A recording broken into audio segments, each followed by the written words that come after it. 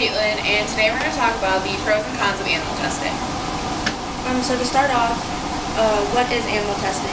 Animal testing is used for 3 different reasons. One of those reasons is for cosmetics like makeup, shampoo, conditioner, stuff like that. And for medical reasons, for research for different diseases like diabetes and cancer. And also for educational reasons. Cosmetic testing is the biggest concern to many people, especially animal rights activists, because they believe that it causes more harm than medical reasons, although medical testing is just as bad to some people in different, depending on what you believe in. Animal testing is a very controversial topic today, and it's caused many uproars throughout society, and especially within activist groups and around the world. So I'm going to be talking about the pros today, and to start off, the top 85% of animals that are actually tested are mice. So scientists aren't just going out into random woods picking up animals and testing on them. According to McClellan, there's mice that can actually breed mice to be genetically mutated to have human-like characteristics, as well as human-like diseases like cancer, influenza, diabetes. They've also created these things called Jax mice, and in Jax mice they carry over 10,000 types of mice that have different organs, tissues, and genes. And according to Green, there is no evidence that prove that Jax mice are good or bad, but they do go for a hefty price of over $1,000. And with the picture up there, I actually really like this picture because it was who would you rather see live, and then it had the rat or the girl, and rather combined is either rat or girl. So on the con side of animal testing, there's 2 main reasons for people to be against it, and those are scientific and ethical reasons. The biggest ethical reason being that animals suffer through a lot of pain only to die in the end because of the toxins that they're exposed to. There's a debate that animal testing is unreliable to predict the effects on humans through animal models. According to McClellan, animal testing is not cost effective at all. She says, given the substantial costs of conducting animal tests, which often last years and cost millions of dollars, the goal of improving human health would be more fully and efficiently realized through funding to different medical technologies worldwide. People also argue that animal testing is immoral because the animal suffering is greater than the expected benefits to any human. They believe that animals have rights, and McClellan says in her article that each animal has inherent moral worth, which prohibits humans from using them as test subjects. And there are different technologies coming out that we can use instead of animals, and one big example that Joanne Zerlo found was a test for toxicity levels based on human cell systems instead of animals.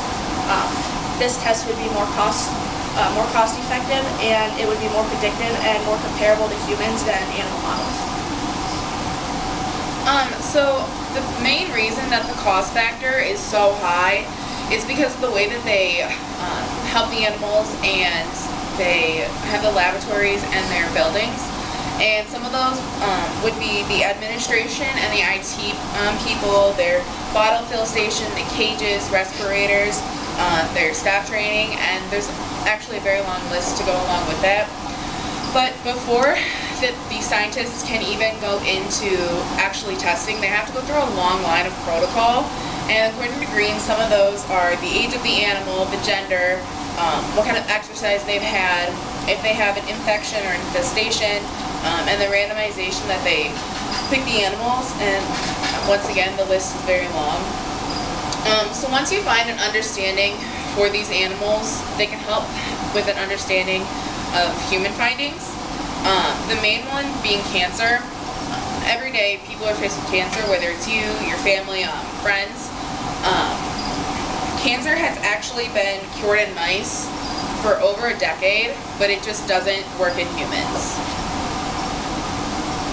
So in an article written by Lori Pycroft, Helen Martson, who is an animal rights activist, is quoted saying that animals differ from humans genetically, anatomically, and metabolically, and that any data that is collected from animal tests cannot be used to accurately represent the findings from animals to humans.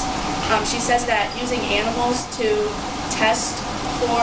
use animals on tests for humans is using the wrong system. She also says that it's unclear on how often animal models lead research down the wrong path because the results are not comparable.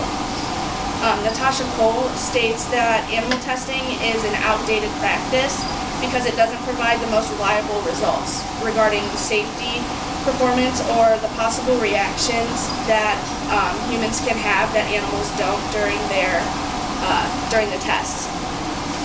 The 3 R's that McClellan states in her article are reduction, refinement, and replacement.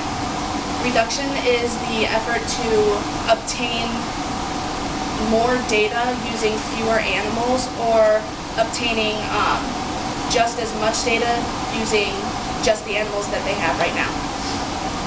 Refinement is favoring a certain research protocol instead of using different ones to find their results. They would use the same one each time, and replacement seeks to use alternative technology instead of animals. The biggest area of common ground between animal advocates and animal researchers is the further development and increased implementation of alternatives to and refinement of animal testing. And as I said earlier, there are new methods making their way to scientists, and methods such as artificial tissue testing and test tube testing are a couple more of the advancements for alternative testing, and they're not only cost effective, but they are also going to get scientists quicker results and have higher accuracy than animal testing. And Helen Martson is again quoted stating that we now have new scientific technologies such as microdosing and microfluidic chips that will advance our knowledge in animal testing. If you look at the top right corner, a quote by Joan Ryan, who's actually a politician in the UK, states that animal research and testing has played a part in almost every medical breakthrough, and in the last century it has saved hundreds of millions of lives worldwide. And basically animal testing is for the greater good, because a lot of the times the human makeup and animal makeup have a close anatomical and physiological makeup, so it makes for the perfect solution for finding a new drug. And with these they use invertebrates and vertebrates. Invertebrates don't have spines, so those would be like fruit flies or worms, and the vertebrates would be what have spines, so the rats, mice, and fish, which are again in the top 85% of animals that are tested on. And pigs are also commonly used because of their cardiovascular system and how close it is to ours. So if it's close to ours, they're going to use it. And in 2015, according to McClellan, roughly 767,000 animals were used for either research or educational purposes. So we see in commercials and different propaganda all the time about how cosmetic companies make their products, and they make these animals go through horrific things, and by forcing rabbits and hamsters and mice and other animals like that to endure horrific practices, such as, according to Cole, breathing in poisonous fumes or having lethal chemicals rubbed into their skin or injected into their eyes sometimes. And traditionally, these animal models are used, these chemicals are put into these animals to test for the toxicity, and the results just don't compare to humans very well. So animal rights activist groups are completely out of control. Even though they are here to help the animals and free the animals from their captivity, they are causing harm to scientists and their laboratories and different libraries. from the picture here that says, how do animal rights activists really save animals? It says that animal activists, in the first picture, they stage obscene protests and harass working people. In the second one, they harass and bully people online with death threats. In the third picture, they make falsified propaganda. And in the last one, they solicit donations to fund publicity stunts. And these are just a couple of the ways that these animal rights activists are completely out of control.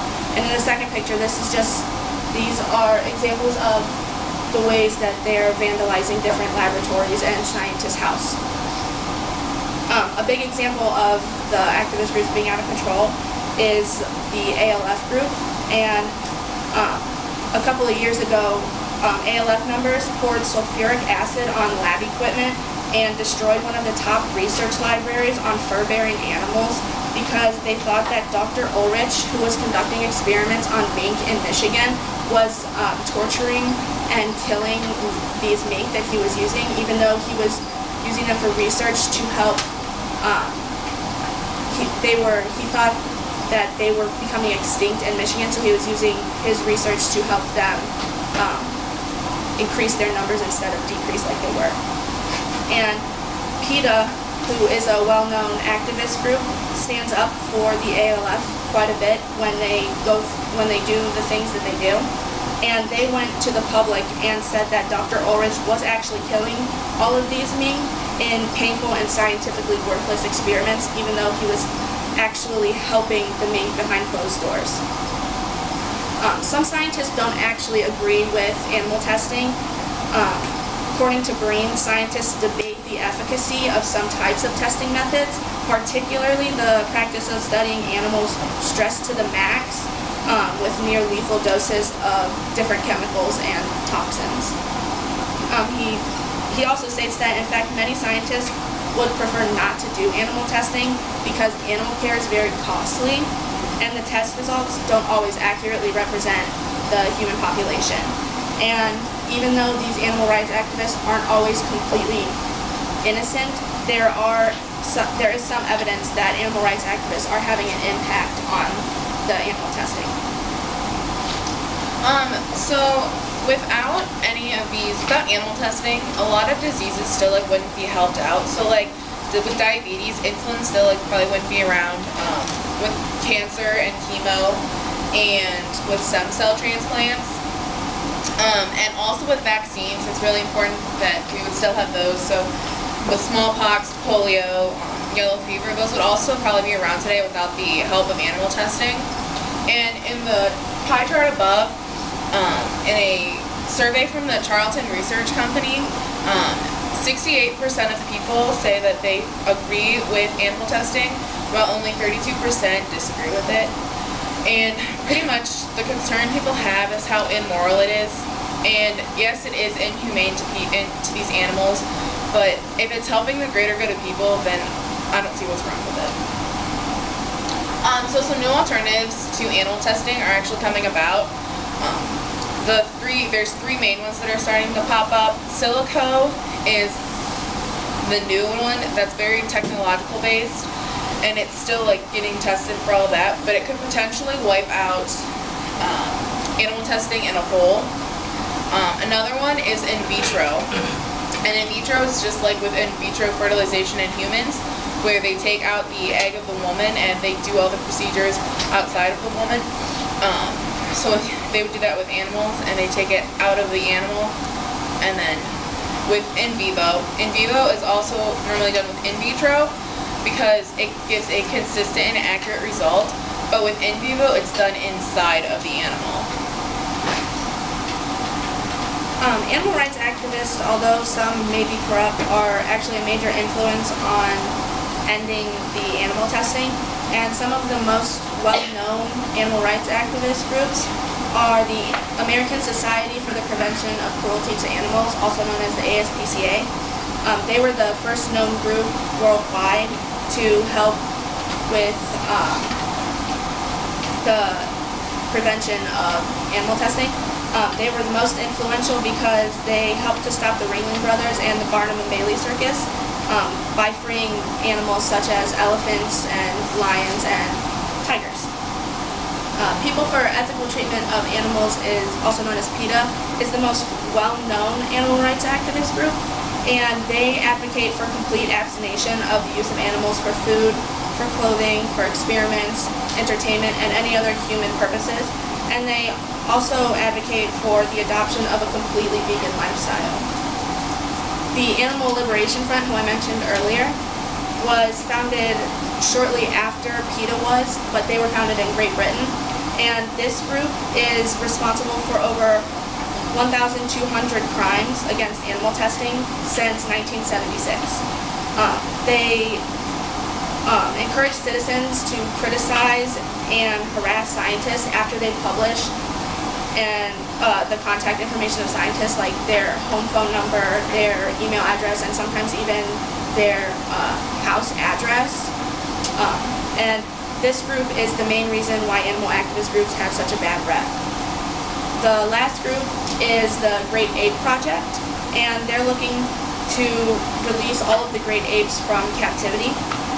In New Zealand right now, all of the great apes, there's no testing on them allowed at all, unless the research that they're doing is specifically beneficial to the apes in a group or individually. So some of the animal testing laws here, the main ones are the FDA and the AWA. We all know pretty much the FDA was created in the 1920s for the reasons that the meatpacking plants were doing things that they weren't supposed to do.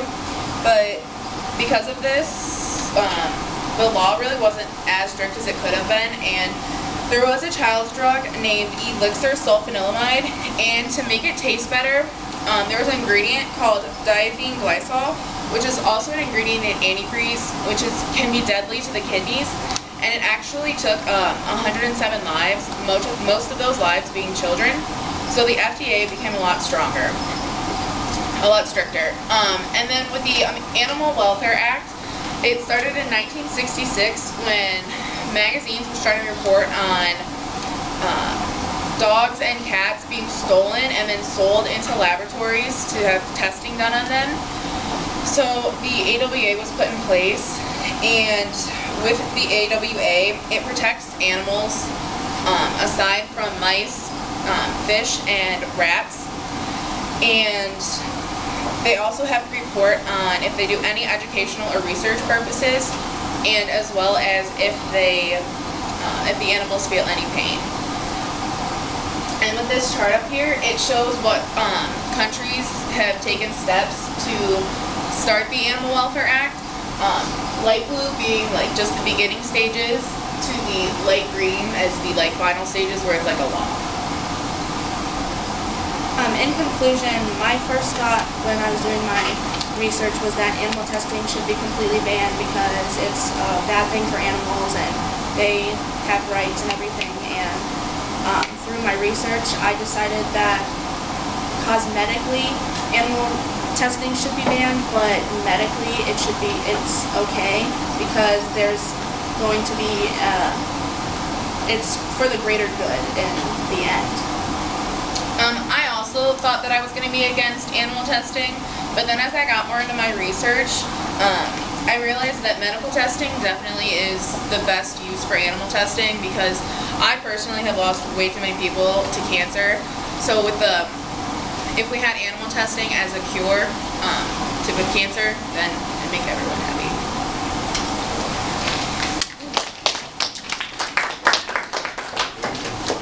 Okay, as